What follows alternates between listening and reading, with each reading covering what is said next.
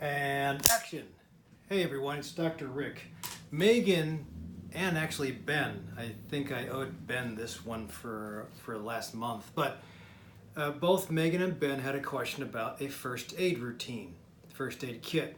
Whenever I take patients or clients out to excursions once a year to mountaintops, I always have in my backpack a first aid kit. Depends on where I'm going, but I know just from previous experience about the challenges that might happen, so I take bits of equipment. Now, the best first aid kit's up here. So the problem is sometimes we forget what the first aid kit is, and it might take some time before you put things together. But I'll explain that in a second. If this is the first time you're finding me, don't forget to hit the subscribe button down below and the alert button to find out when I do new videos. And they're usually based upon questions of the day when you come in to see me in the clinic. So first aid routine. It's important to know what to fall back on, because a lot of it's easy to figure out because a lot of my patients will will try to push, depending on lifestyle and where they are, what kind of medical problems they have, restrictions, food desert, coach desert. We try to make a directional about how to hit where we want to be in a couple of years, whether it's off of medicines or just to a lower body weight or feeling better and not suffering, whatever it is, there always has to be a direction. I find that when, say, patients come in with anxiety, whether it's the primary cause or whether it's secondary to all the suffering they're going through, it's sometimes, if you don't have any direction about which problem to take care of first, the sleep problem, the pain problem, the anxiousness, the difficulty with sleep, the chest pain, maybe it's from the anxiety, then it gives you more anxiety because you have no direction. You're not sure about which thing to take on first. In yoga, we have this term vata. Vata usually refers to air, space, and in some cases when air and space are in balanced well, they are just indestructible and they can create a lot of great things. But when out of balance, it gets you into anxiety, difficulty with sleep, gassiness, a whole bunch of things that aren't good. So to balance that out, everybody has a little vata, everybody has a little pitta, which is anger or acid or fire. Everybody has a little kapha in them. That's usually, those three terms are the terms for how we group people into a little bit of this, a little bit of that. Kapha is usually well balanced but earthy, mom types, loving food connoisseurs. When everybody has a problem where they're out of balance, it's important to stop suffering quickly. And again, as I mentioned before, if you rescue yourself or if you have your doc rescue you, that's cool. I think it's important to compress the time frame of healing. Let's just take it this way. If you're diabetic, and listen, once you're diabetic, even if you lose weight, you'll always be a diabetic. So if you're not having any symptoms, that's cool. But when you have these symptoms, you know whether it's frequent peeing or chest pain, insatiable hunger, insatiable thirst, brain fog, poorly healing wounds, or just feeling that you're about to pass out because your sugars either too low or too high. That's not fun. That's suffering. And it'll take you out of the game. It'll take you out of work. It'll take you out of problem solving if you're a parent. It'll take you out of concentrating if you're driving long distance. So all those things, if you can compress a time frame, and usually for like diabetes, the fast rescue, the first aid kit would be insulin. Well, check your sugar first, and then if it's too high, insulin. That's the short term, and that will help save you from passing out or crashing, or all those other symptoms. But sometimes even before that, if you're a diabetic who lost weight, got rid of insulin, got rid of metformin and glyburide, all those other newfangled medicines, and you just watched your diet, exercised, and got some good sleep. Well, the idea would be, if you remember how you got to that point, and you kind of put it down in a text or in a Word document, then if you ever fall off the wagon, and you realize, ooh, I'm gaining more weight, or I'm starting to feel these symptoms again like I haven't in a couple of years, you take out your Word document that said first aid routine or first aid kit, and you get back to, again, the things that will save you. whether it's insulin to save you if you're extreme, or meditative practice, mindfulness walking, high satiety value foods, exercise at least 90 minutes a week. If you get back to that, it'll compress the time frame of you going off the wagon and get you back on the wagon and with as little effort as possible. Because whether it's 5 minutes from now or 5 years from now, sometimes when you're suffering, it's hard to recall how you got to be real good way back when, or yesterday, or 5 minutes ago. And if you're suffering and you're having problems recalling, the longer you wait, the more the symptoms will grow. The more the symptoms grow, the more you'll be asking and suffering. Well, you'll be suffering more, but you'll be asking and having to go to the doctor to rescue you and give you their first aid kit. Their first aid kit might be hospitalization. That's when you get swarmed with medications, and that's okay, because it'll save you. But if we can get to your own first aid kit that you can kind of, whether it's amazing formulas berberine or high fiber, 30 grams a day, or this is just in the case of the diabetes, or cutting back and going more fat instead of carbohydrate, or watching your total carb or your net carbs per day, or exercising more cardio versus muscle building and pausing. All these things are all very obvious, but sometimes your own formulas might vary a tad.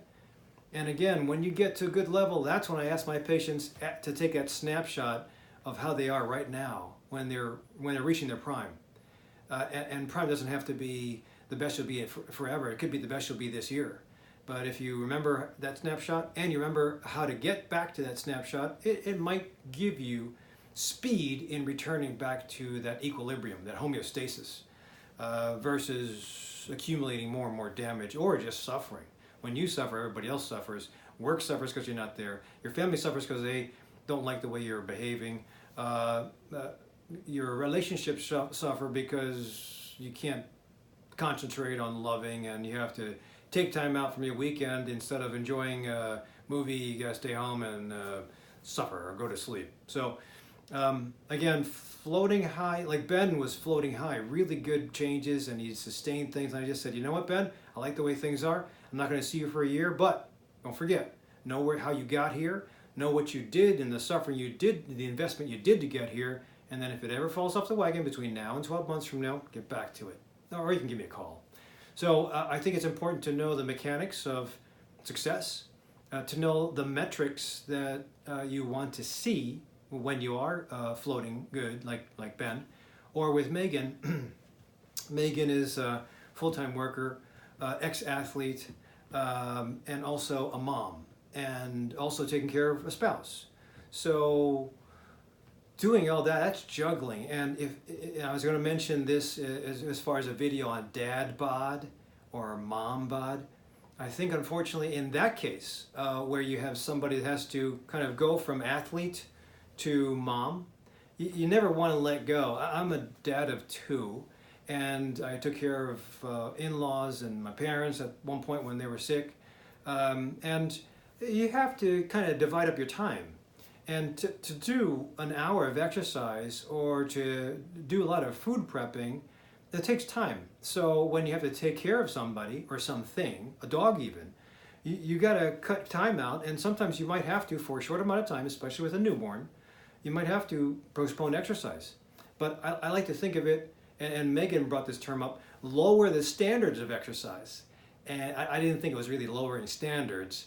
I thought it might be changing the concept.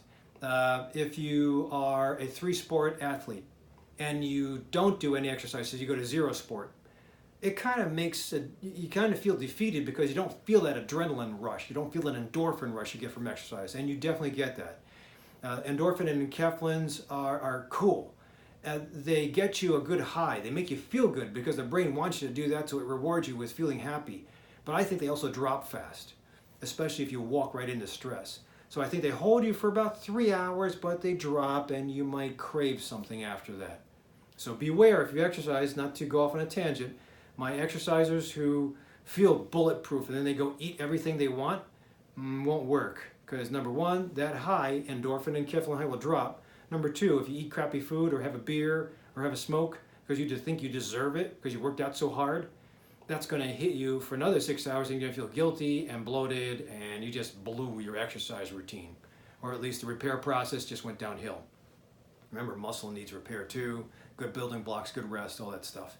So sometimes changing around that concept of going from a 1 hour workout 5 days a week in the gym, powering up and feeling muscle, to 15 minutes, 3 days a week. I mean, not going to be able to get the same pump, right?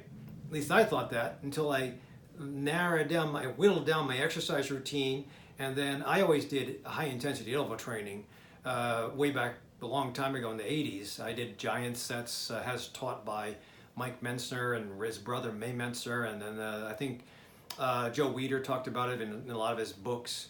But it wasn't until more the millennials started talking about Tabata exercise, HIIT training, CrossFit. So it's popular now, but I was doing that a long time ago. So I learned to compress a long 2 hour workout for a bodybuilder into something right now that's about 15 to 20 minutes, and I'm out.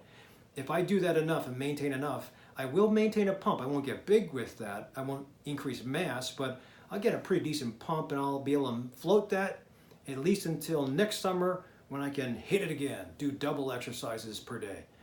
So anyway, bottom line is we have to lower the standard of exercise, lower the expectations. So if you think about, if you've ever been injured, when coach has you as an athlete and you're injured, even if it's a little injury, you're on the bench. You don't just go home and don't do anything. You're on the bench. You show up to practices, you get a book, you sit on the bike and you do pedaling, you sit on the bench. When coach during a game huddles up everybody, you get into the huddle, you listen to the plays, you're still part of the team because they value you and you are valuable to them. So if you just, after you come back from the injury, are totally out of shape, don't know the plays, it takes so long, you're out for the season. So if you're there kind of participating, I guess in Megan's terms, lowering your standard of expectation for exercise, at least when you're ready, when the team wants you again, you'll be able to bounce back quick. So that's why I'd say don't feel bad if you have to eliminate all exercise, but just try to keep that nugget of exercise.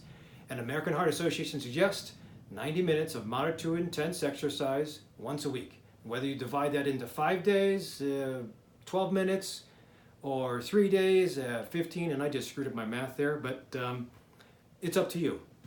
It really depends on your time and when you can get somebody to cover you, when you can get a babysitter, when the gym is available, when your personal trainer or coach or yoga teacher is available. I love doing hot yoga, but I'm a prisoner to the schedule of hot yoga class and to the distance. So I try to carve out, at least on Sunday morning when I'm not expected to do too much stuff, right before church. I get there at the earliest possible morning, a class I can find in the Chicagoland area, and I'm done. So 6:30 to 7:30 or 7:30 to 8:30, something like that. And I haven't really robbed my family of my participation in the day's activities. So, but I mean, that's what I got to do. Lower my expectations. Instead of doing yoga 1 hour with everybody else, big class, 5 days a week, I do what I can. Also, in addition to that, mindful practice is important, but if you find that you don't even have time to poop because the little kid is following you around or the new pet is just all over you, and you can't sit down with a 30-minute, twice-a-day meditative practice, do minis. I learned with Herb Benson at Harvard to do minis. Minis are when you just take and give the brain an exposure to something. Not extensive, but something on a regular basis. So, 60 seconds in the morning, 60 seconds in the afternoon, 60 seconds in the evening. Now, Herb Benson in the Benson Henry Institute didn't suggest that. I just came up with that because as Catholic, we have prayer before each meal. So prayer usually takes, Hail Mary, full of grace, the Lord is with thee, blessed art thou among women, blessed are you, Jesus, Holy Mary, Mother of God, praise you. So it takes about 15 seconds. But if you actually sit down and do a 60-second repetitive word, phrase, sound, or prayer title, if you just repeat it over and over again for 60 seconds, and you do that, say 3 times a day, making it regular with each meal, you will have a little bit of a serotonin rush. When you meditate, when you go on vacation, you get this, I feel great kind of attitude. And anybody coming back from vacation is annoying because they're always showing you pictures. You're trying to get your job done and they're showing you pictures of the beach and them like going like this. And But they're on fire. They're happy because they really experience it, even if they're not there anymore. And it's been a week. They'll still be flipping through their pictures because they feel great. That's serotonin. Now you can do that with Zoloft, Paxil, and Prozac, and Lexapro and Avexor, or you can do it with experiencing love, happiness, vacation, nature therapy, hugging somebody, or a mindful practice. Even if you do it 60 seconds, breakfast, lunch, and dinner, just because it's hallmarked by regular eating, if you do it on a regular basis, the brain will accept that and the brain will be appreciative. I mean, it's better than nothing. Megan had this picture of just taking a straw and breathing through underneath the water because that's how she felt buried with taking care of her son, doing full-time work and all that stuff. And I think that's reasonable. Most parents will feel that you go from freedom and bulletproofness to just breathing just enough to survive. And I think that as parents, you have to do that. That's why that concept of dad bod is acceptable, because you don't get to do all the stuff you used to do. You got to take care of your kid. You have to give your wife a break. You have to be making money and paying the bills. You have to try to get a good night's sleep. And you got to eat healthy and exercise. Well, the exercise and the eat healthy part go out the window. Now, just don't let it go too far out the window. Hang on to it a little bit. But I think, again, if you kind of reformulate this to a first aid kind of routine, you'll compress it. And then for the time period that you're under the water, you just keep this nugget, and at least you're doing something. It is better than nothing. If a diabetic is off of his diet and not exercising and gaining weight because they're accountants and it's tax time for 2 months, well, you're going to have to eat it. That means, what do? We go with higher insulin levels. I mean, it'll rescue you. It's not that healthy. I think in the long run, insulin makes you gain weight, truthfully, but it'll rescue you, and for the time period, that's your first aid kit, your first aid routine. So if you can develop this, so we talked about exercise and condensing it. We talked about some form of mini mindful practice. And there are, I think Deepak Chopra has a 3-minute mindfulness meditation practice online, which is pretty good. I'll see if I can put the link down below. The last thing would be food. So during this time period where life is truncated and we don't have any time to even poop, you're going to, if you have no practice of exercise, mindful practice, or observance of mindful food, you're going to be going for some kind of reward. You're going to want a reward. It's normal to seek out reward and feeling good. And what's the fastest way in America without taking drugs that we can feel good? 5, 4, 3, not having sex. 2, 1. It's going to be eating fast food. Fast food will give you a very short rise of, I call it synthetic satiety. It makes you feel, wow, this is great. I have a steak, egg, and cheese bagel in my office, along with 10 packs of sugar, and that would make me feel great every morning when I used to work for Central DuPage Hospital.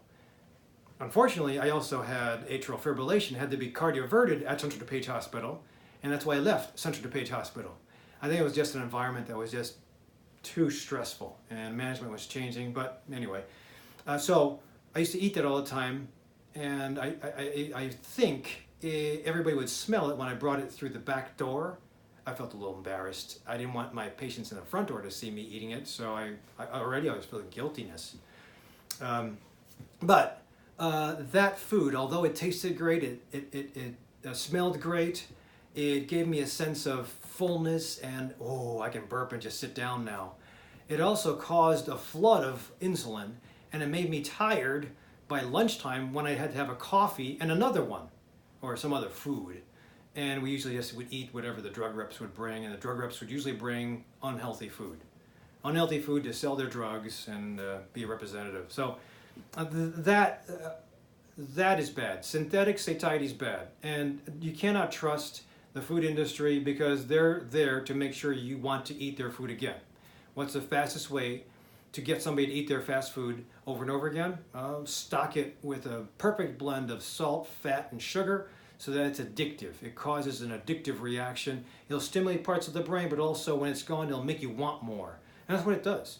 So you have to be very cautious. If you're going to go, if you have no choice and you have to go fast food, please be picky with which restaurants you go to. I kind of like Chipotle. I like certain things at Boston Market. I love the Indian cuisine at Whole Foods, but it's too far from me. Mariano's is getting better for its sushi. I think the warm bar at the Mariano's in Bloomingdale, I'm waiting for them to get more variety, and they're growing. Or you cook your own food. If you can get warm food instead of just eating a salad every day. I mean, a salad every day is okay for me if I'm not fasting. But a salad being cold, it tends to, Chinese medicine or Indian medicine, Ayurveda says you have to put in warm stuff to get the fire going.